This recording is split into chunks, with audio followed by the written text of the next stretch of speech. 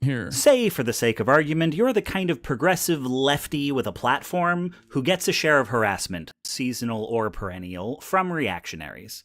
In this situation, you will inevitably hear one who positions themselves as a reasonable moderate ask, "Why don't you respond to criticism?" What a perfect video from the alt-right playbook. Why don't you respond to criticism? Innuendo Studios has an incredible library of content on this shit, and they are so incredibly prescient. Okay, Say, always for the and sake of forever. argument, you're the kind of seasonally here. Why don't you respond to criticism? There's a lot going on in that question, more than is immediately obvious, and it's worth understanding. First, is that the question is not only directed at you, it exists as a marker, showing up in your Q&As, your comment sections, your Twitter threads. Lolcow Hassan becoming self-aware. Yes, dude, you are right. And you are not fantasizing inside of your echo chamber. I am a lolcow. Yes, that is what's going on. That's why, NBC and CNN are writing articles, positive articles, about the impact that I've had, or congresspersons that I talk to at the DNC are talking about the positive impact that I've had in their community organizing efforts. And the opinion that you maintain that I am a lolcow is shared by 3,000 other sycophants trapped in their fucking mother's basement that spend their entire daily existence on Discord, Reddit, and Twitter. You are definitely not hallucinating this position as a 35-year-old who feels like they haven't actually been able to reach the levels of success that they thought they would get to by this point in their lives. I'm delusional Giga Chad. I know. I do wish you well. And I do think that you can get better. It's just the first step is to unironically separate yourself from the communities that you find yourself in. Let's continue. To imply to anyone paying attention to you that there is some wealth of legitimate criticism that you have long ignored. There may well be a specific point this person is referring to, but it's often left unspecified or generalized, so that the content and the quantity of the criticism is left to audience imagination. It is meant to publicly undermine your legitimacy. Second, it's meant to make you question whether there is some legitimate criticism out there in the din of people screaming at you. You're not perfect, and a knock-on effect of being harassed is you get numbed out, unable to discern good faith from bad, often removing yourself from the very streams through which your peers used to correct you because of the endless flow of garbage coming through those channels now. But the only way to verify the ambiguous claim that there is some criticism worth responding to is to once again strap on waders and climb back in, which is often what your critic really wants. Third, well, the question isn't really, why don't you respond to criticism? Odds are you do respond to some criticism. People in your position are often addressing or preempting criticism all the time, arguably too much. No, what this non-specific question is really asking is, why don't you respond to my criticism? They'll let it sound like you've been ignoring everyone, but they mean, why are you ignoring me? They're going to insist you owe them a response, that their critique, regardless of your opinion of it, is valid and demanding of immediate attention. Odds are there are dozens of people saying the same thing, all at the same time. Fourth, odds are good that you have in fact addressed their specific complaint, but not in a manner they will accept. You can tell they're a Destiny fan by their past logs asking if it's okay in certain circumstances for a white person to say the N-word. Donald Trump AI, you don't want to know what Hassan's doing inside my echo chamber. He's a previous sub, dude. Chill. Is it wrong for a teacher to say the N-word in a lecture about Jim Crow? Is there ever a case where it's okay for a white person to use the N-word? Why are y'all like this, bro? Why? Why are y'all... Here, take a week off, okay? Just take a fucking week off, please. Please, dude. Please. Why is this such an important motivating factor for you? Oh my God. This one person's criticism is likely not unique. You may have covered it somewhere in your output purely because you know what kinds of arguments are getting thrown at you. Isn't this just about you and the house stuff, Lamau? Like, they now feel they have something real to critique, but they don't? Yes. This is something that happens to many leftist content creators who are placed into a situation where they have to abide by standards that they themselves didn't even set for themselves, that have nothing to do with their worldview at all. Being like an online leftist is constantly being held up to a higher standard than everybody else, but also beyond being held up to a higher standard than everybody else, a standard that they claim you actually created for yourself when it has nothing to do with your worldview whatsoever. That's usually where this comes from. You, and you're just covering your bases. There's a decent chance your critic doesn't actually consume enough of your work to have seen it, but it's maybe even more likely that they are fully aware of your counter-argument. Maybe one of your fans directed them to it, but they don't consider a response legitimate unless it is directed at the critic. Covering it in a different context or on a different platform doesn't count. They are owed a... Dude, this is literally like that one guy the other day who came in and was like, Hasan is secretly an ultra-nationalist, pro-Turkish, like, ultra-nationalist guy. He never talks about the Kurds. And then I literally was like, you're wrong. I have actually talked about the Kurds. And I gave him examples in, like, videos that I have actually covered about the issue, okay? And then he turned around and said, no, it only got 100,000 views, so it doesn't count. I need you to do a video where you just direct the camera, say you hate the Grey Wolves, and you talk about the Turkish ultranationalist movement, and then that video has to get more than 100,000 views. And it's ridiculous. Like, there is no, like, that person is not a serious person. You know what I mean? He literally was like, I didn't see it, so it didn't happen. And okay, even if it did happen, now I'm adding additional prerequisites. If your actual issue with me is a genuine disagreement that you have with one of my positions, we can have a conversation about that. But if your goal is to simply go, nope, I'm right and you're wrong, then yeah, we can't have a normal conversation at all.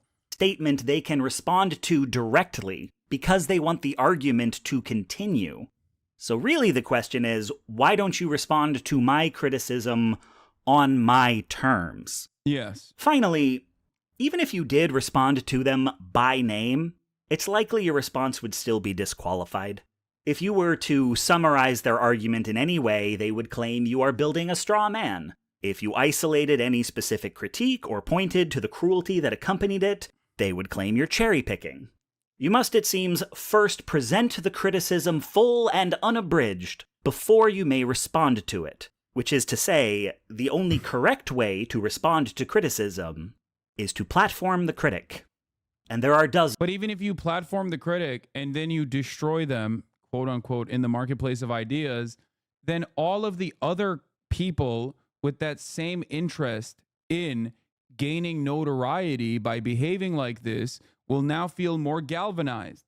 This is why back in the day, I used to fucking do Discord debates, hop in the Discord, right? Okay? And I would do it all the fucking time. But the only thing that I realized that cultivated was a community that was inherently hostile and very toxic and only cared about the blood sport of it all. They only cared about the debate. They only cared about who was rhetorically more gifted in that situation. They were not interested in learning new things, unless they were kind of learning new things in the format of a debate. And every single time I brought these people forward, obviously they did not know how to handle themselves on camera with the new amount of attention that they were reaching. And for that reason, and also because they were just bad at arguing their positions and their positions were bad, they would look like fucking dumbasses. Now, that made me look good in the eyes of all those people that wanted more debate, more blood sport, right? But there were so many people that also had those exact same positions that would then go, hold on, that guy was a dumbass. Pick me. Talk to me. I'm actually a smart guy. You're too afraid to talk to me. And then I would pull them up. I would do the exact same thing, and they would look silly. And then there would be 10 other guys in the chat going, hold on, that guy was a dumbass. Pick me instead. I will actually do a better job. This yielded 0 positive interactions. Dozens who expect this of you, who will tear into you for not addressing in meticulous detail every single critique they have ever tossed your way, and in the same breath make fun of you for talking too much. Because they don't want to move on from why don't you respond to criticism. As a rhetorical tactic, it's pretty ace. To announce before the argument is even stated that it is thus far undefeated? Mwah! Because any response you make is going to keep the focus on you and not their argument. It's not worth responding to? Well, why should the accused get to decide what is and isn't worth responding to? I have responded repeatedly, well, why didn't you respond in this particular way? None of this looks at whether the criticism had any credibility to begin with, only at whether your response is following procedure. So now, there are criticisms that have been leveled against me that I have never engaged with. Say, for instance, that you shouldn't listen to me because I'm just 4 eels in a trench coat. How would I respond to that? What could I say that isn't exactly what 4 eels in a trench coat would say? I mean, I'm not wearing a trench coat, but obviously the first thing 4 eels... I have a friend who's like this with you, and I've spent quite a bit of time showing him clips where he addresses gripes. Eventually, he just came out and said, well, I just don't like him. That's perfectly fine. Okay? And there's a prescription for that, too. He probably likes something that I defend pretty fucking vociferously, and that's all it would take for him to change his mind. Stop trying to address the actual fucking fake, false criticisms that these people have towards me. Okay? Identify what they actually care about, and then show a video on that thing that I've definitely talked about and debated. That's it. That's it. Because I talk about a litany of issues. Okay? There are plenty of people who were like, Hasan is a fucking white supremacist, or Hasan is a libtard, or whatever the fuck. And then they saw my commentary on Palestine.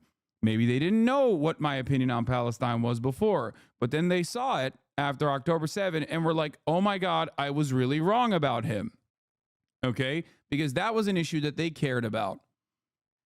The same goes for abortion, or the same goes for Black Lives Matter, police brutality, criminal justice reform. Okay? There's always something that your friends, if they're your friends, they probably have like-minded opinions to you. Okay?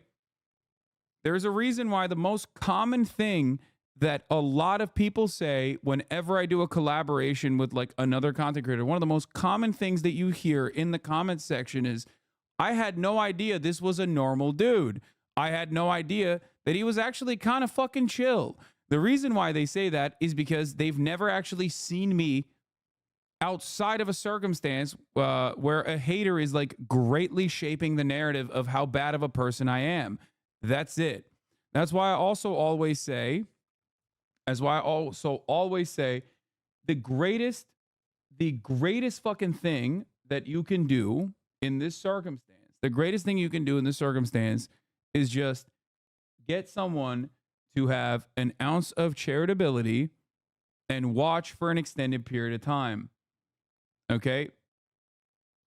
Because if someone is in here for an extended period of time, they are going to inevitably realize that perhaps they were deluded and wrong about the opinions that they had. Eels would do when people start to catch on is switch to hoodies. I could show you my birth certificate that proves I was born of a human woman at a birth weight that 4 eels would not add up to, but did that work for Obama? Or did the guy who said the birth certificate was fake get elected president? And obviously, all of my exhaustively researched and carefully argued points about how fascism has evolved on the social internet are suspect if I can't even prove I'm human. We stayed at war with Iraq for 7 years after the government announced that the weapons of mass destruction we were looking for never existed. And there are people to this day who still believe we found them? So what hope do I, a mammal who would make mediocre sushi, stand in the face of that?